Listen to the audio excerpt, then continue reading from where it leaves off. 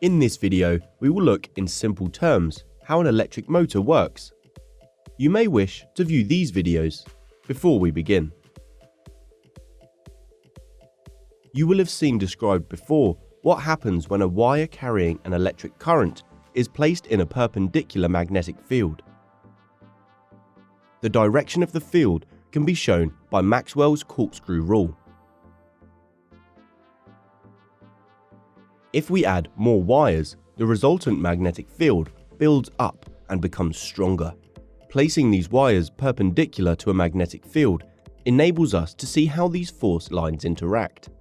Let's look at this setup from a different angle. Here we are looking down the wire. We can see a cross-section of wires and the magnetic field running clockwise around it. Now we can see the permanent magnets and the magnetic field between them running from north to south. These magnetic fields interact. Above the wire, these two fields run in opposite directions and so cancel each other out. Below the wire, the fields run in the same direction and reinforce each other. The wire is pushed away from the strong field towards the weak one. So the wire will be pushed vertically upwards out of the magnetic field. This is the motor effect. Now, reverse the current. This experiences a force in the opposite direction. Now, place both wires in the same field.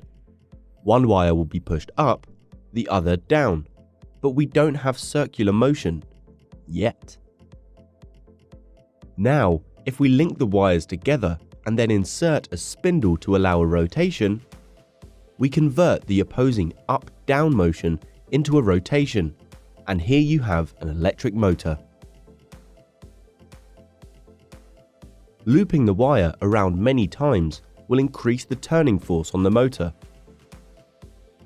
The clever bit is how to supply a current to a spinning coil so that it always flows in the same direction, ensuring that the upward and downward forces are always on the same side. This is done with a split ring commutator, but the exact details as to how this works we can leave for another time. If you liked the video, give it a thumbs up and don't forget to subscribe. Comment below if you have any questions. Why not check out our FuseSchool app as well? Until next time.